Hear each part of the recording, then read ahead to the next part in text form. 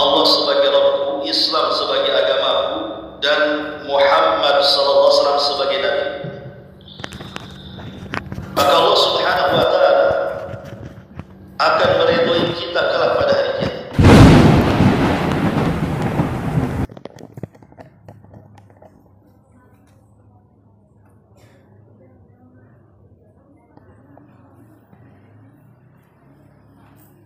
Kita mulai. Bismillahirrahmanirrahim. Assalamualaikum warahmatullahi wabarakatuh.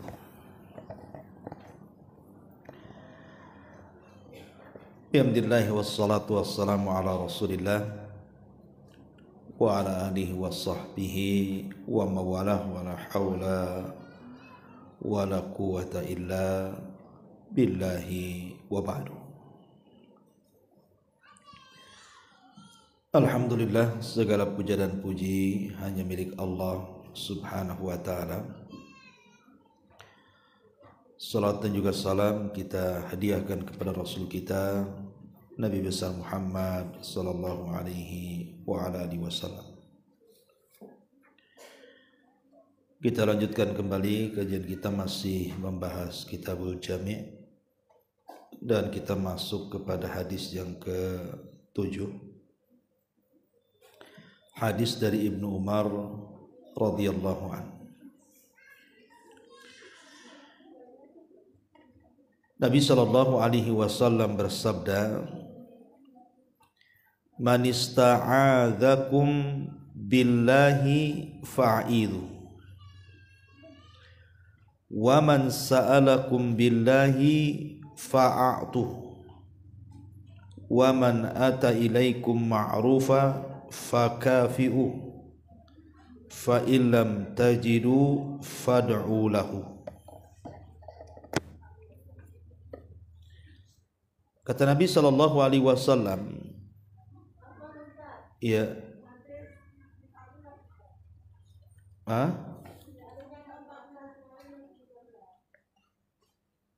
hadis ke-14.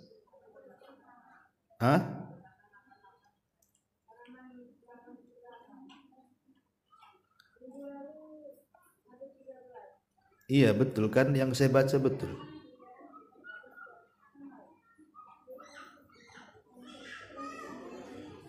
Hadisnya kan itu yang saya baca kan. Iya, ibu lihat matannya, kalau saya lihat syarahnya. Bukunya sama. Iya, ibu lihat di matannya dia, kalau saya di syarahnya. Taib, nggak apa-apa. Biasa kalau sudah tua amnesia.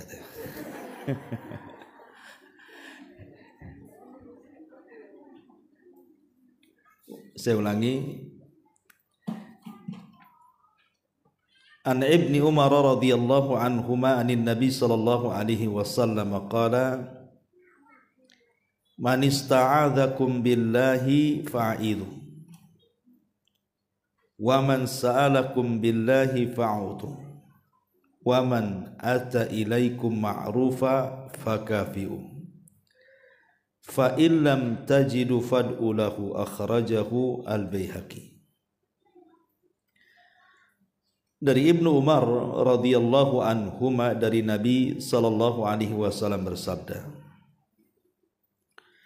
"Barang siapa meminta perlindungan kepadamu dengan menyebut nama Allah, maka berilah dia perlindungan.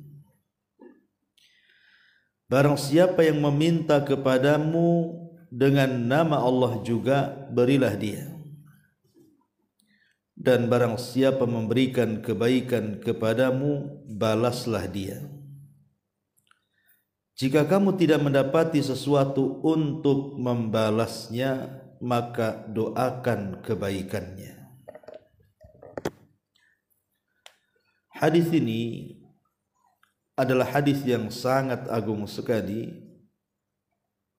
karena menceritakan tentang akhlak yang tinggi dalam Islam. Nabi sallallahu alaihi wasallam kita tahu diutus untuk menyempurnakan akhlak. Innama bu'ithtu liutammima makarimal akhlak. Aku diutus itu untuk menyempurnakan akhlak manusia. Lah di antara akhlak yang diajarkan Nabi sallallahu alaihi wasallam itu yang terdapat dalam hadis ini. Ada 3 perkara dalam hadis ini yang luar biasa kalau kita dalami, menunjukkan tentang keindahan Islam. Yang pertama, di sini Nabi sallallahu alaihi wasallam mengatakan man ista'adzakum billahi fa'idhu. Barang siapa yang meminta perlindungan kepadamu dengan nama Allah, maka lindungi dia. Ini akhlak pertama. Kemudian akhlak kedua, wa man sa'alakum billahi fa'utu. Barang siapa yang meminta sesuatu kepadamu karena Allah, maka penuhilah permintaannya. Kemudian akhlak yang ketiga, barang siapa yang berbuat baik kepadamu, maka balaslah kebaikannya. Jika kamu tidak dapat membalas kebaikannya, maka doakan dia.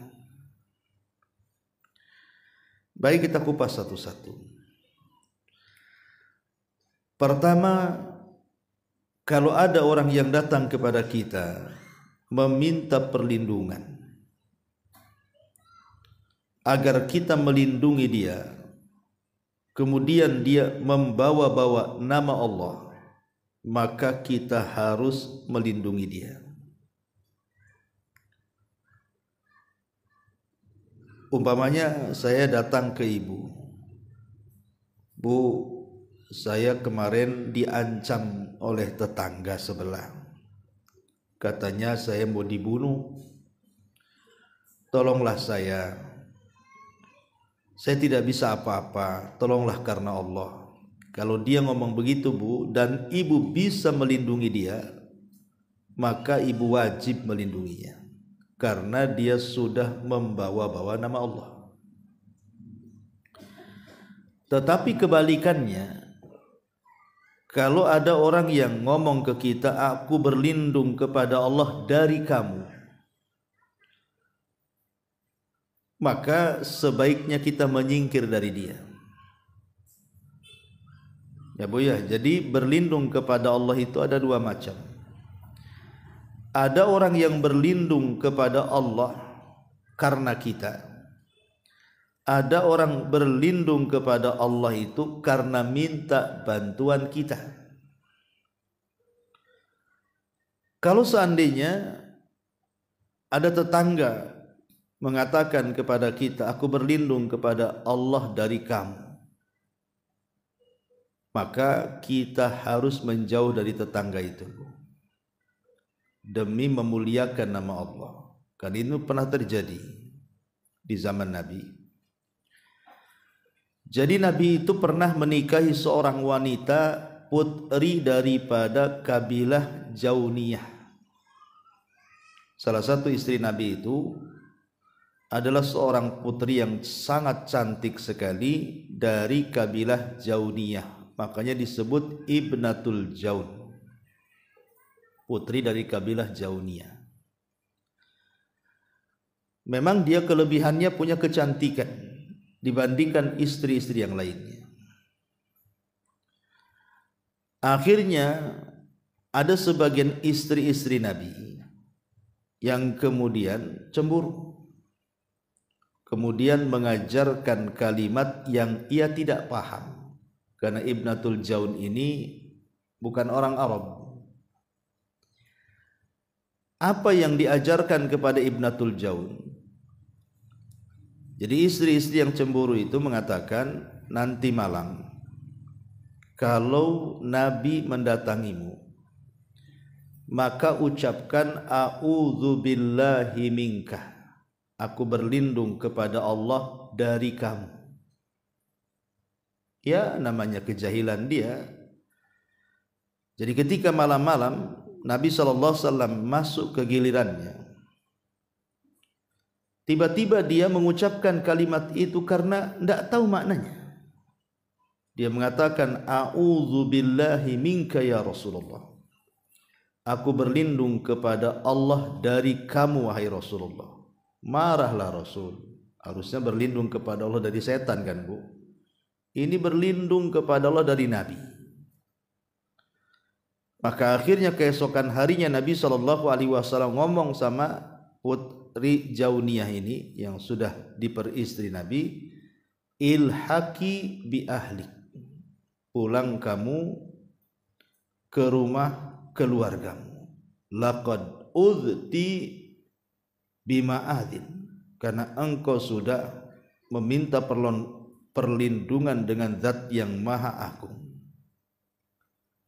Akhirnya Rasul menyuruh pulang dia ke kabilahnya Jauniyah dan tidak rujuk lagi.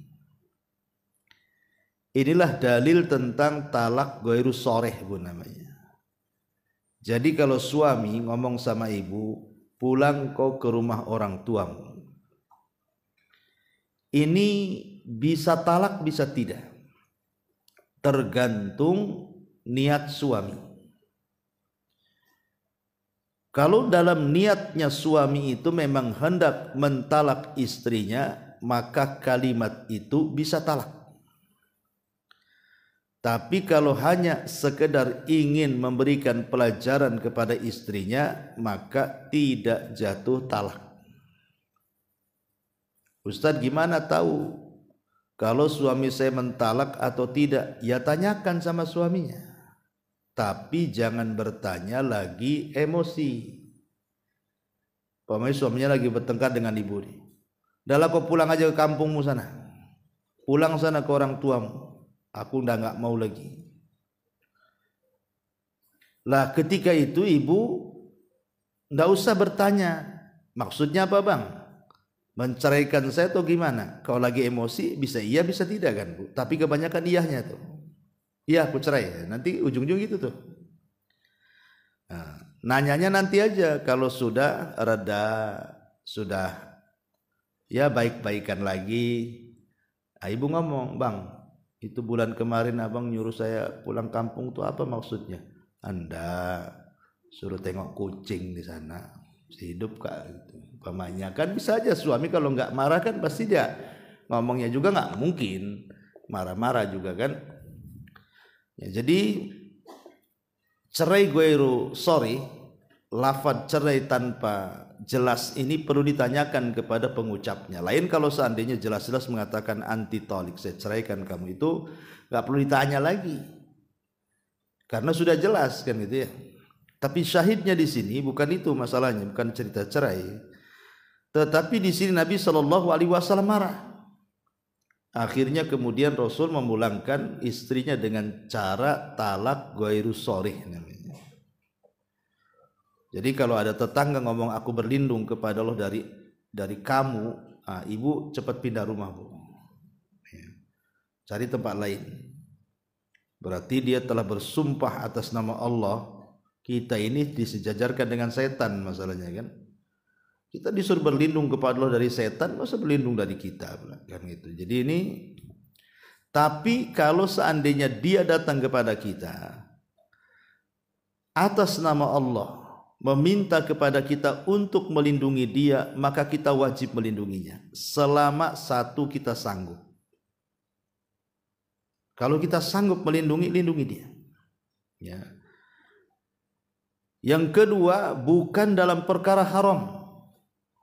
Dalam perkara haram tidak boleh. Melindungi orang dalam perkara haram itu tidak boleh. Makanya ini juga kerjaan pokat nih biasanya. Orang-orang jadi pengacara ini jangan melindungi orang salah. Walaupun dia minta atas nama Allah. Karena di sini Nabi SAW mengatakan, barang siapa yang meminta kepadamu perlindungan karena Allah maka lindungi. Maksudnya adalah pertama kepada orang yang bisa melakukannya dan sanggup, dan bukan kepada orang yang tidak sanggup. Kalau meminta perlindungan kepada yang tidak sanggup bisa syirik. Contoh meminta perlindungan ke kuburan, ya tidak boleh lah, bisa syirik gitu ya. Jadi meminta kepada orang yang orangnya hadir di depan kita, dia sanggup menolong kita, maka boleh. Yang kedua, bukan dalam perkara yang diharamkan. Nah, inilah bagaimana Islam itu mengajarkan kepada kita akhlak. Kalau ada yang minta dilindungi, kita lindungi. Ini yang pertama. Kemudian yang kedua, di antara akhlak Islam juga adalah wa man sa'alakum billahi fa'utu. Barang siapa yang meminta kepadamu atas nama Allah, maka beri. Beri dia. Jangan sampai kita tidak memberinya. Tetapi ulama memberikan 4 syarat. Kalau ada datang ke ibu umpamanya, Bu, tolong saya lah Bu, karena Allah. Ya, saya ini lagi kesulitan. Maka ibu katakan, apa yang harus aku tolong? Saya mau pinjam uang, demi Allah saya lagi sulit. Ini kalau sudah bawa-bawa Allah Bu, ibu harus kasih semampu ibu. Tapi yang meminta kepada ibu dengan menyebut-nyebut nama Allah itu harus memenuhi 4 syarat. Syarat yang pertama, alla yakuna fi dharari. Tidak boleh isi kandungan permintaannya itu memadaratkan ibu. Contoh, demi Allah Bu, saya tidak punya rumah, kasihkanlah rumah ibu sama saya. Ya tidak boleh lah ibu, nanti dia yang punya rumah, ibu pula tak punya rumah, terbalik jadinya kan. Nanti ibu datang lagi, saya sudah tak punya rumah, demi Allah balikanlah rumahku pada saya. Oh tidak bisa, udah dikasih kan itu. Nah ini kemarin saya baik kok kamu bakhil. Nanti kan memadaratkan. Ya jadi tidak boleh kalau dia memadaratkan kita, walaupun dia meminta atas nama Allah, kita tidak bisa turuti karena memadaratkan kita masalahnya. Ini yang pertama. Yang kedua, alla yakuna fi al-masyaqqati. Tidak boleh kita memberi kalau ada masyaqqah. Masyaqqah itu hal-hal yang memberatkan bagi kita. Ibu punya motor 1. Dengan kendaraan itulah ibu ke pasar, ibu ke pengajian, ibu kemana-mana gitu kan. Tiba-tiba ada orang datang, demi Allah, saya ini tidak punya motor, kasihlah motormu biar saya juga bisa kesana kemari. Ya tidak bisa, ibu punya 1 motor. Kalau diambil dia kan berat jadinya. Ibu jalan kaki jadinya. Kemudian yang ketiga, alla yakuna fi at-ta'addi. Tidak boleh permintaan itu dalam bentuk melampaui batas. Melampaui batas tidak boleh. Pamannya disuruh untuk mendolimi orang, meminta kepada kita untuk mendolimi orang, ya tidak bisa. Itu ta'addi namanya. Ibu demi Allah Bu, saya ini tidak berani sama Umi si Anu tuh, tapi dia kurang ngajar sama saya. Bisa nggak ibu pukulkan dia? Ya tidak boleh lah, itu kan haram, ta'addi.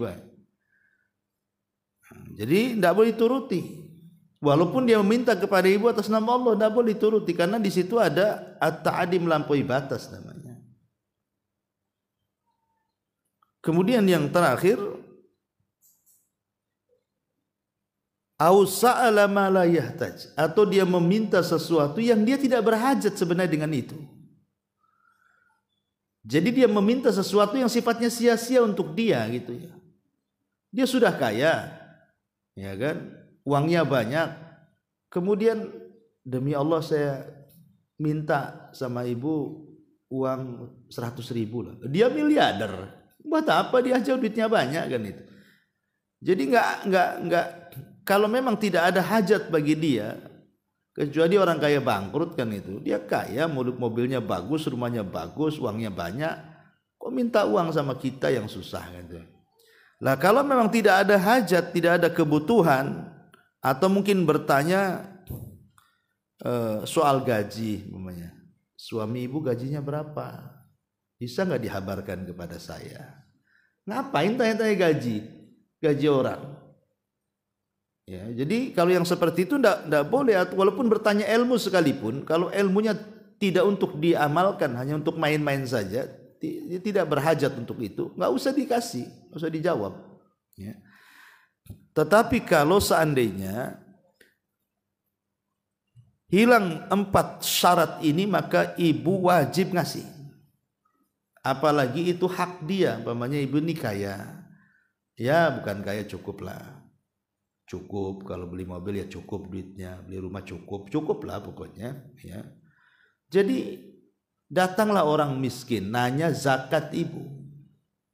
Ibu kan kaya, mungkin kan tiap tahun mesti ada zakatnya. Demi Allah saya ini susah, anak saya sakit, saya ini juga suami lagi udah baru meninggal kemarin, saya nggak ada apa-apa. Demi Allah bu, tolong saya. Ini kalau sudah demi Allah bu, ibu harus kasih. Kalau tidak ibu berdosa. Bukan karena orang yang minta, karena dia menyebut-nyebut nama Allah, itu masalahnya. Jadi kita memberi itu karena mengagungkan Allah Subhanahu wa ta'ala. Tetapi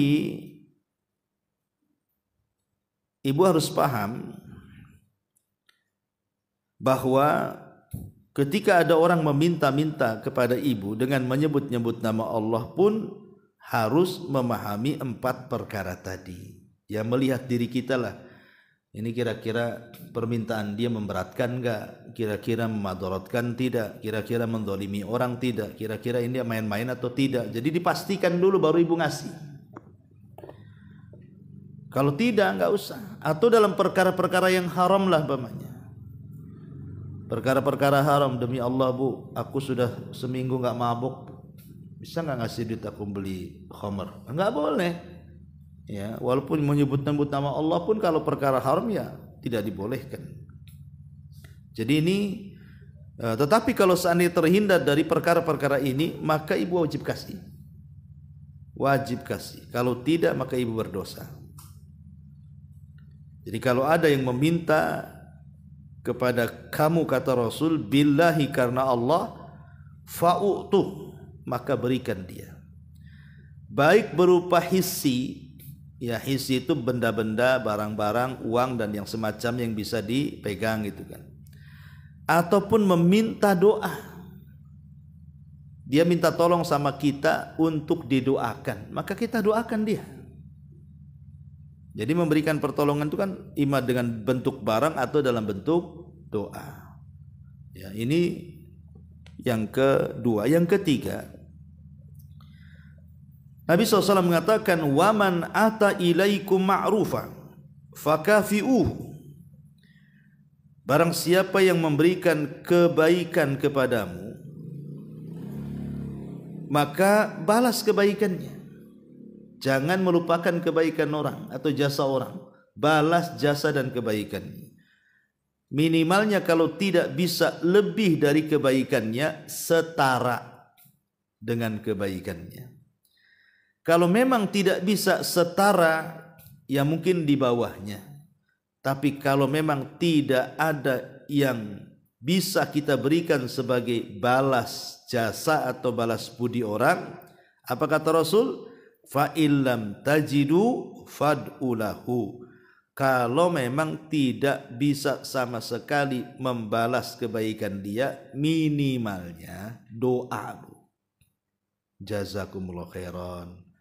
Semoga ibu dilindungi, semoga ibu disehatkan, semoga keluarga berkah. Pokoknya didoakan baik-baik. Ya, itu sudah mencukupi. Ma'asyiral muslimat yang dimuliakan Allah Azza wa Jalla, apakah setiap orang yang berbuat baik kepada ibu, ibu wajib membalas kebaikannya? Ya, kecuali dalam satu perkara. Ingat bu, semua kebaikan orang itu harus kita balas dengan kebaikan. Karena Allah yang mengatakan, hal jazaul ihsan ilal ihsan. Balasan kebaikan itu dengan kebaikan yang sama. Tapi satu perkara ini ibu tidak boleh berbuat baik kepada dia, walaupun dia telah berbuat baik kepada kita. Maksudnya secara materi bukan doa. Apa itu? Dalam bab syafaat.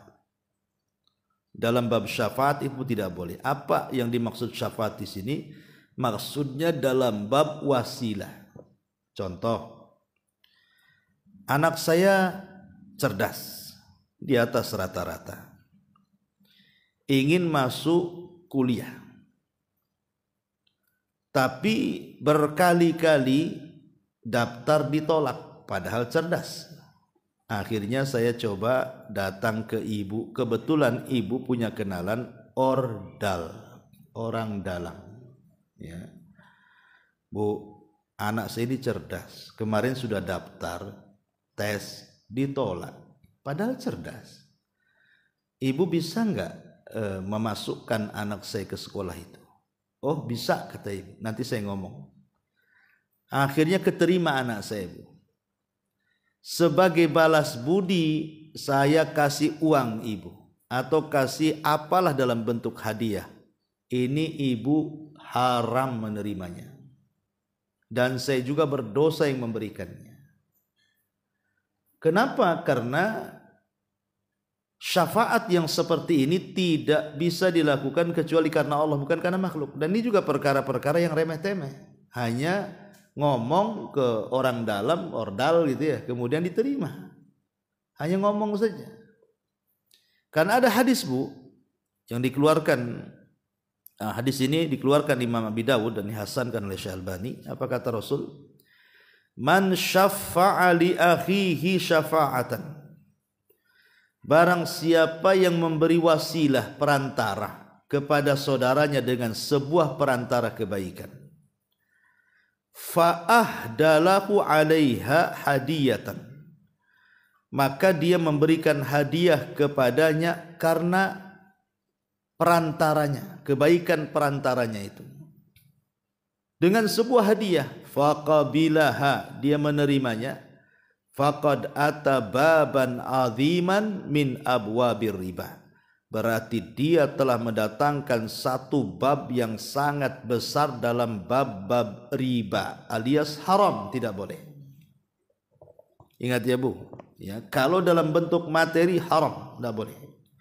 Tapi kalau dalam bentuk doa ya harus. Ya syukran ya jazakallah khairan, kemarin saya udah pusing, anak saya tidak biasa masuk, berkat lah anak saya masuk. Nah itu tidak apa-apa dalam bentuk doa. Tapi dalam bentuk hadiah tidak boleh. Ingat, Bu, ya, dalam bentuk hadiah. Jadi kaedahnya semua kebaikan itu wajib kita balas dengan kebaikan yang lebih atau setara atau minimalnya doa, kecuali dalam bab syafaat ini. Itu hadisnya tidak boleh. Ya, karena Rasulullah SAW mengatakan isfa'u tu'jaru. Isfa'u tu'jaru. Jadilah perantara orang dalam kebaikan, kalian akan diberikan pahala. Jadi bukan diberikan upah dari manusia, tapi ibu akan dapat pahala yang besar dari Allah Subhanahu wa ta'ala. Ma'asyiral muslimat yang dimuliakan Allah Azza wa Jalla, kenapa kita ini harus membalas kebaikan dengan kebaikan? Begini, Bu, di zaman Rasul, Nabi SAW pernah meminta bantuan dari orang namanya Abdullah ibn Abi Rabi'ah al-Mahzumi sebelum terjadi perang Hunain. Rasul meminjam sesuatu. Maka kemudian Nabi SAW mengembalikan pinjamannya itu. Maka Rasul pun mendoakan dan mengatakan, barakallahu laka fi ahlika wa malika, innama jazaa'us salafil wafa wal hamd. Semoga Allah memberkahi kamu, keluargamu, hartamu, dan balasan orang yang sepertimu adalah doa dan pujian. Jadi dari sini kita tahu Nabi mencontohkan jangan pernah lupakan kebaikan orang. Karena orang yang, hadis kemarin yang kita bacakan sudah kita jelaskan ya, orang yang membantu orang itu bukan hanya dia akan dipuji manusia, tapi Allah akan hilangkan semua kesulitan dia pada hari kiamat. Tapi masalahnya gini Ustaz, seandainya saya ini sudah berbuat baik, ya sama saudara ke, sama tetangga, sama teman, tapi dia pula berbuat jahat sama saya. Cemana Bu kayak gini nih? Ibu berbuat baik sama orang, orang itu pula buat jahat sama kita. Ada sebuah hadis Bu. Jadi di zaman Nabi SAW ada seorang sahabat mengadu kepada Rasul dan mengatakan, Rasul, aku ini berusaha menyambung silaturahim kepada kerabatku, tapi mereka memutuskanku. Aku berusaha berbuat baik kepada mereka, tapi mereka mendolimiku. Aku berusaha untuk senantiasa memaafkan mereka, tapi mereka tidak pernah memaafkanku. Pokoknya intinya aku berusaha berbuat baik, tapi balasannya tidak baik. Macam mana wahai Rasul? Maka Nabi SAW mengatakan, kalau yang kau ceritakan itu sebuah kebenaran, kau tidak berdusta. Fa innahu lan yazala ma'aka minallahi zahirun ma kunta ala dzalik. Maka percayalah, akan datang pertolongan kepadamu selama sikapmu tidak berubah. Jadi ibu jangan kecil hati kalau ada yang berbuat jahat kepada ibu, tapi ibu selalu berbuat baik sama dia. Tidak ada masalah. Yang penting terbedakan akal ibu dengan akal orang itu. Bahwa dia gila, ibu waras. Sebab kalau seandainya kejahatan dibalas dengan kejahatan, itu sama-sama otak gila Bu. Tapi kalau kejahatan dibalas kebaikan atau minimalnya dibiarkan, maka ibu waras otaknya. Disitulah terbedakan mana orang baik, mana orang jahat. Jadi tidak perlu kemudian kita ini gimana gitu. Saya ini sudah banyak berbuat baik sama tetangga, tapi tetangga tidak pernah merasakan perasaannya, perasaanku di sini. Tetap aja dia kayak gitu. Ya nggak masalah. Ya, tidak perlu dipikirkan. Nanti akan datang pertolongan kepada kita. Yakin Bu. Karena man taraka syai'an lillahi awadallahu khairan min. Barang siapa meninggalkan sesuatu karena Allah, Allah akan ganti. Ya, harapan ibu kan ibu berbuat baik sama orang biar orang itu berbuat baik sama kita kan. Tapi harapan itu pupus karena dia berbuat jahat. Gak apa-apa. Tidak perlu kita berharap kebaikan dia. Yang penting kita tetap berbuat baik. Nanti Allah akan ganti dengan yang lebih baik lagi. Jadi ini harus dipahami. Karena ada orang yang seperti itu kan, terutama dalam muamal dengan keluarga itu. Ustaz, saya sudah berusaha menyambung, tapi dia tak mau. Saya berusaha menolong, tapi dia tak mau juga, tak paham juga. Tenang, Allah akan turunkan kebaikan pertolongannya kepada kita.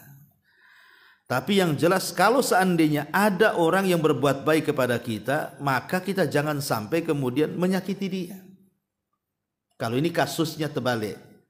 Tetangga berbuat baik sama ibu, maka ibu jangan sampai menyakiti dia.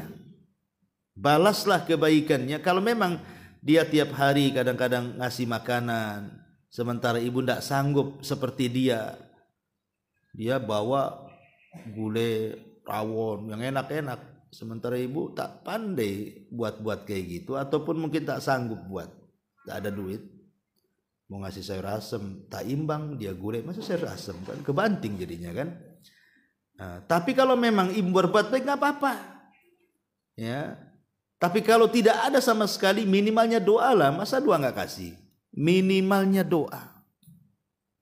Jangan sampai kemudian doa pun tidak. Ini memanglah orang nggak punya akhlak. Sudah dibaikin orang, dia nggak pernah berbuat baik balik, doa pun tidak. Ada orang-orang kayak gitu tuh Bu. Ya demi Allah saya menyaksikan di masyarakat itu ada orang-orang yang seperti itu. Jadi ada orang itu yang sudah berbuat baik sama orang sampai kemudian diberikan macam-macam gitu ya. Tapi timbal baliknya tidak ada. Jangan lagi mungkin timbal baliknya ya harta yang sudah dikasih atau ilmu yang sudah dikasih. Mendoakan pun tidak sama sekali. Nah ini kurang ajar. Ya, jadi jangan sampai seperti itu. Tapi kalau seandainya kebalikan yang tadi saya katakan, ibu yang disakiti sementara ibu yang berbuat baik kepada orang, maka maafkan itu lebih baik. Karena di zaman Rasul pun terjadi. Nabi itu pernah disakiti oleh banyak orang kan, terutama oleh orang-orang Quraisy, orang musyrik Quraisy itu di zaman periode awal-awal berdakwah. Tetapi ketika terjadi Fathu Mekah, Nabi memandang tuh wajah-wajah orang yang pernah menyakitinya. Tapi tiba-tiba Rasul mengungkapkan satu kata-kata yang merupakan akhlak sesungguhnya Nabi. Apa kata Rasul? Idhabu fa antumut tulaqa. Pergi kalian, kalian sudah kumaafkan. Persis seperti Nabi Yusuf, ya kan? Ketika sudah kumpul saudara-saudaranya di Mesir, dia masih teringat dulu yang mencemplungkan dia ke sumur itu saudara-saudaranya. Jadi ketika melihat wajah, karena begini Bu ya, orang yang berbuat zalim itu dengan lamanya waktu biasanya lupa kepada wajah orang yang dizaliminya. Tapi orang yang dizalimi terkadang walaupun berjalan lama, kadang-kadang dia tidak pernah lupa muka orang yang menzaliminya Bu. Itu memang kaidah seperti itu. Akan diingat terus sampai ke bawah mimpi wajahnya itu. Ya, orang yang menzalimi itu. Tapi kalau orang berbuat zalim dengan yang dizalimi, itu udah lupa wajahnya, Bu. Lupa dia. Lah, Nabi Yusuf ini melihat wajah-wajah saudaranya, kan sudah ketemu besar, bukan? Itu waktu kecil sekarang sudah ketemu besar. Yusuf masih nampak gitu wajah-wajah bagaimana penyiksaan mereka dulu mau membunuh, dimasukkan ke sumur.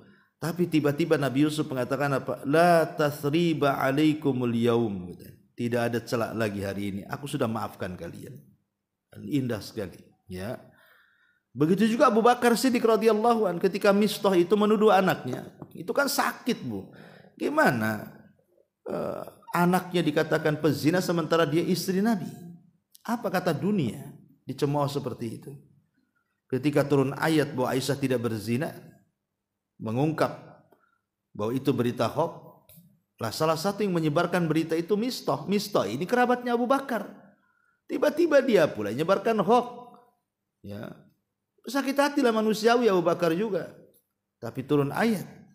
Wala ya'tali ulul fadli wasa'. Tidak boleh orang-orang yang punya kelebihan harta itu bersumpah untuk tidak menolong orang-orang miskin. Bukankah Allah akan mengampuni dosa-dosanya? Maka ketika turun ayat ini Abu Bakar mengatakan, aku maafkan Mistah.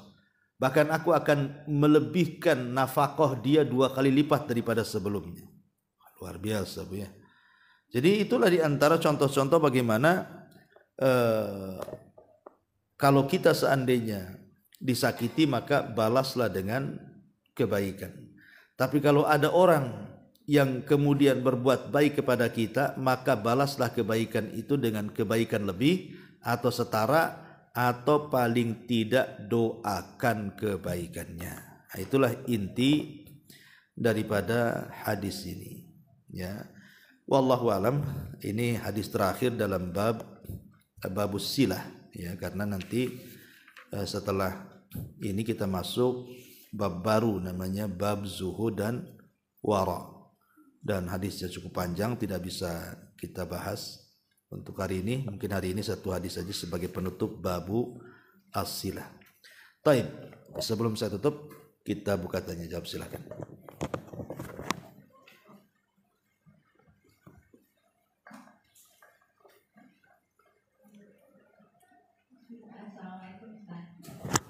Waalaikumsalam. Gimana akadnya? Ini agak keluar sedikit dari materi ya Ustaz ya. Yeah. Gimana akadnya? Misalkan contoh begini, adik saya menitip uang ke saya gitu kan. Yeah. Tapi saya nggak punya uang, saya bilang gitu. Saya punya emas. Yeah. Jadi udah Kak, pinjamlah emasnya. Nanti kamu ganti emas lagi ya. Ya. Nah tapi dia itu kan jauh tuh, nggak di sini, dia di luar pulau gitu kan. Terus bagaimana akadnya itu bisa saya jual barangnya, bagaimana gitu biar nggak jatuh riba. Iya, bismillahirrahmanirrahim gini Bu ya. Ada barang-barang tertentu itu masuk pada komoditi riba. Maksudnya komoditi riba itu kalau tukar-tukaran barang yang sifatnya masuk dalam komoditi riba itu, maka akan jatuh kepada riba fadl. Riba fadl dengan riba nasyah beda. Kalau riba nasyah kan riba jahiliyah. Tetapi boleh seseorang itu menukar barang yang sama-sama komoditi riba, salah satunya emas ataupun perak, gitu ya. Tapi dengan dua syarat. Pertama, harus kontan. Yang kedua, harus seimbang beratnya. Contoh, ibu datang ke toko emas. Ibu mau menukar emas ibu yang lama dengan emas yang baru. Maka tidak boleh kemudian, pasti tukang toko pun tak mau kan Bu kalau beratnya sama, walaupun kualitasnya sama gitu ya. Tetapi kalau emas lama dengan emas baru, rata-rata pihak penjual emas pasti dia tidak mau rugi. Pasti dia akan naikkan harga kan Bu. Bahasanya tukar tambah lah. Lah tambah itulah jadi riba. Tukarnya tidak apa-apa, tambahnya yang riba. Karena syarat komoditi riba itu emas dengan emas harus sama beratnya dan juga harus kontan. Mana emasmu, nih emasku. Ya kan Bu ya. Itu kontan tuh. Nah, sekarang pertanyaannya, macam mana kalau seandainya orang mau pinjam uang tapi tak ada? Akhirnya ibu kasih emas sebagai bentuk uangnya. Nanti emasnya mungkin dijual sama dia. Nanti kemudian akan diganti. Pertanyaannya, diganti uang atau diganti emas? Kalau diganti emas, umpamanya diganti emas, itu kan sama-sama komoditi riba Bu. Emas dibayar emas, berarti syaratnya nanti harus dua. Tapi kalau utang piutang kan mungkin syaratnya satu saja. Boleh jadi mungkin beratnya sama, tapi kan tidak kontan. Maka untuk terhindar daripada riba, sebaiknya ibu jual emasnya. Jual saja, nanti uangnya transfer.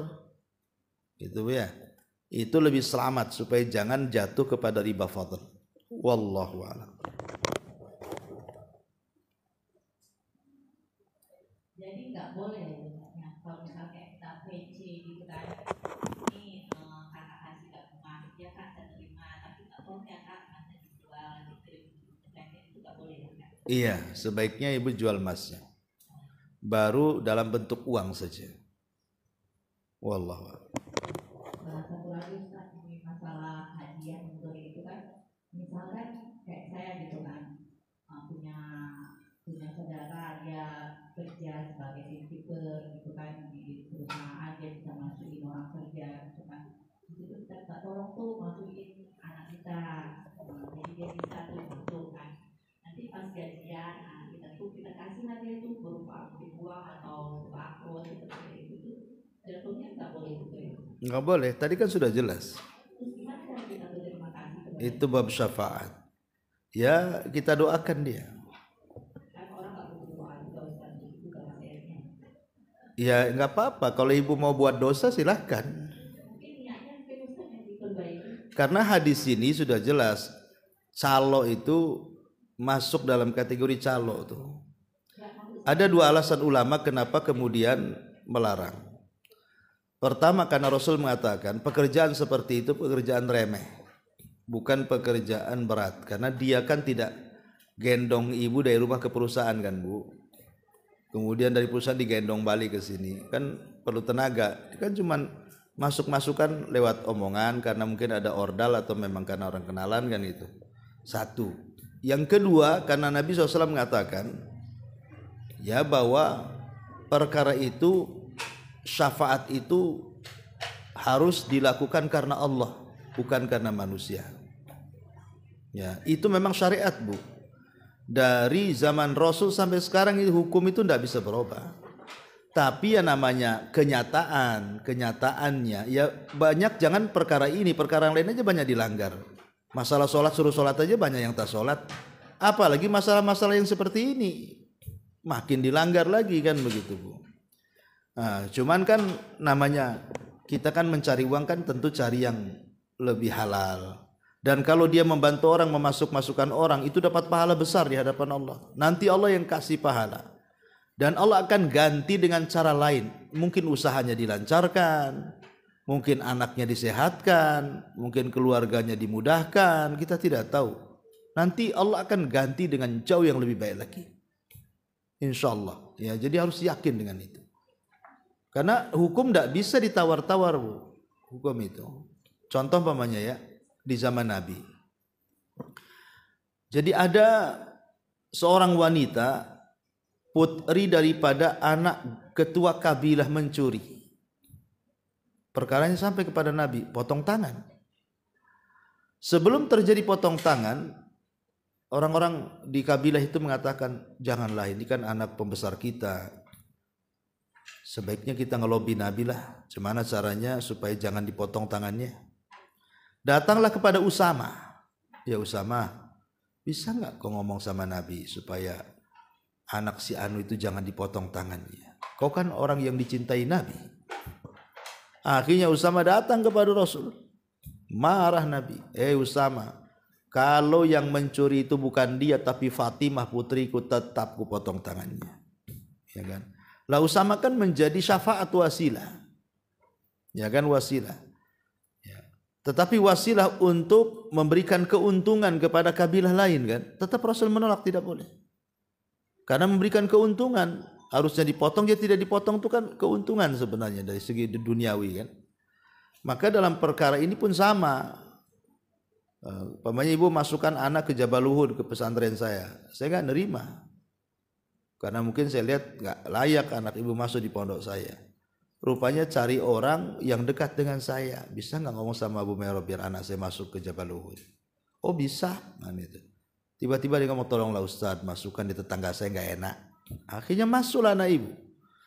Karena berterima kasihnya kepada orang yang sudah masukkan anak ibu, ibu kasih hadiah. Itulah hadiahnya itu membuka pintu riba sebanyak-banyaknya, kata Rasul.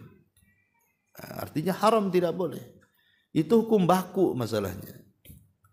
Gak bisa dibantah kan itu. Kalau memang pekerjaan banyak yang lain, kenapa mesti jadi calo seperti itu? Kerja banyak. Gitu ya. Wallahu a'lam.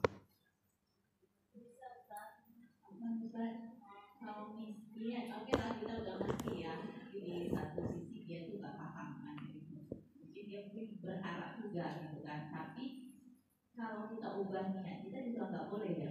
Misalnya oke lah, kita nggak berniat untuk membalas kebaikan dia, tapi itu kita tulis sebagai hadiah, tetap tidak boleh. Nah, niatnya apa? Niatnya ada yang kita ubah. Misalnya kayak gini kan, kita nggak berniat untuk membalas jasanya. Jadi niat yang dirubah itu niatnya macam mana? Kita hanya sekedar memberi hadiah aja. Nggak ada niat sama sekali? Ya, dia hadiah untuk hadiah. Nggak mungkin nggak ada niat itu. Mana ada. Ibu ini mau menipu Allah, itu namanya. Allah tahu maksud ibu itu. Ya. Nggak boleh, tetap nggak boleh. Dalam Islam itu nggak boleh. Kan itu membuka peluang hal-hal yang diharamkan menjadi halal. Ya. Jadi tolong menolongnya nggak ada jadinya di situ, Bu. Karena setiap orang harus bayar, harus ngasih hadiah, harus bayar, harus ngasih hadiah. Cemana nggak ada tolong menolong lagi. Dalam Islam itu sebenarnya kita wajib menolong orang itu tanpa harus minta hadiah. Makanya kenapa kalau kehidupan ini sesuai dengan syarat Islam itu enak sebenarnya. Tapi ini belum gajian, anakmu udah masuk perusahaan tuh. Saya dapat apa? Pak, anak saya belum gajian loh. Itu kan kadang-kadang ada orang. Bahkan ada calo masuk ke polisian itu, Bu, sampai ratusan juta tuh, Bu. Akhirnya jadi polisi, akhirnya gitu juga ngembaliin modal kan.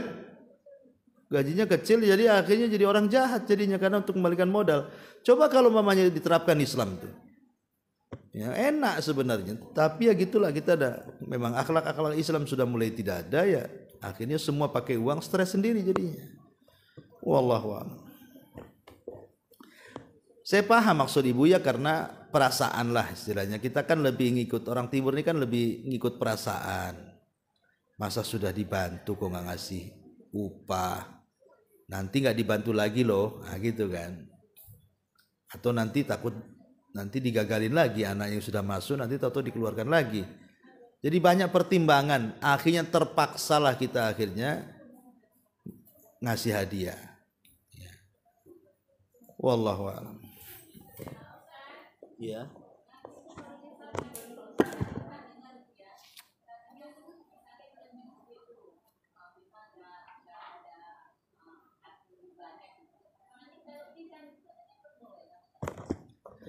Melebihkan apa? Melebihkan bayaran, melebihkan melunasi utang. Tidak apa-apa. Kalau itu tidak apa-apa. Ibu pinjam uang sama saya, Ustaz. Ada uang nggak? Ada. Untuk apa? Untuk modal. Berapa? 100 juta. Aduh, besar kali. Akhirnya dengan terpaksa lah saya kasih. Ya udahlah, ambillah. Kapan bayar? Bulan depan. Pas bulan depan belum sampai bulan depan ibu sudah ada duit. Akhirnya ngasih sama saya 120 juta. Banyak kan? Kalau saya itu tidak terkenal sebagai rentenir, maka boleh, Bu. Tapi kalau saya terkenal sebagai rentenir, walaupun tidak ada akad, nanti kau bayar 100 lebih ya. Itu tetap tak boleh. Lihat orang yang meminjami ibu, terkena rentenir atau tidak, itu saja. Oh tidak, dia orang baik Ustaz, suka minjamin orang. Maka kalau dia orang baik, tidak pernah dia meriba-ribakan uang, maka ibu kasih lebih. Ya, kasih lebih ya. Minimalnya kalaupun tidak lebih, maka setara dengan hutangnya. Tapi khusus hutang piutang ini tidak berlaku doa, Bu. Yang khusus hutang piutang ini tidak berlaku doa, Bu ya. Karena ibu tidak bisa bayar, ibu datang ke saya, Ustadz, saya tak bisa bayar, saya doakan aja Ustadz. Itu tidak bisa. 100 juta loh didoakan. Wallahu a'lam. Boleh.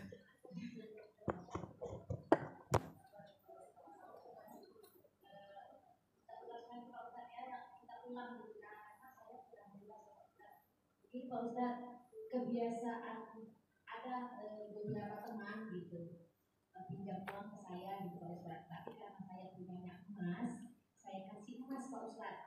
Nah, kebetulan dia susah bayarnya lama begitu Pak Ustadz. Dulu waktu beli emas itu kan harganya murah Pak Ustadz, waktu dia jual harganya kan masih murah gitu. Sekarang kan udah mahal Pak Ustadz, dan dia keberatan untuk membayar seharga emas yang kita pinjamkan itu Pak Ustadz. Kepengennya saya sih emas dibayarnya Pak Ustadz, harus pinjamnya kan emas. Nah, jadi bagaimana Pak Ustadz?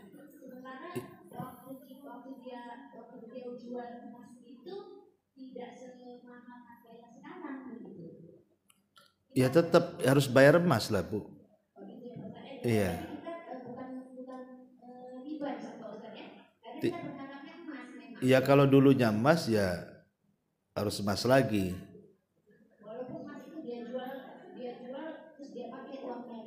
Iya, ya sekarang kalau ibu minta emas kan tidak mungkin dihargakan dengan uang dulu. Kecuali kalau dulu pinjamnya pakai uang. Kalau pemain hidup 100 rupiah, nah udah 100 tahun utangnya, lama kali itu udah meninggal juga orang itu. Mungkin 50 tahun. Ya sekarang kalau uang pakai uang lagi, tapi kalau emas ya harus emas. Itulah makanya kenapa mata uang yang tidak pernah akan turun itu emas. Sebuah negara itu kalau mata uangnya pakai emas, stabil dia. Nah, tapi kalau pakai rupiah, ringgit, dolar ya kadang naik kadang turun kan itu. Tapi kalau emas kan stabil, turun pun tak banyak, naik pun tak banyak, tapi dia stabil emas itu. Wallahu a'lam. Ya. Taib, kalau sudah enggak ada, kita tutup dengan doa kafaratul majlis. Subhanakallahumma bihamdika asyhadu an la ilaha illa anta astaghfiruka wa atubu ilaik. Allahu ta'ala. Assalamualaikum warahmatullahi wabarakatuh. Allah sebagai Rabbmu, Islam sebagai agamamu, dan Muhammad sallallahu alaihi wasallam sebagai nabi. Maka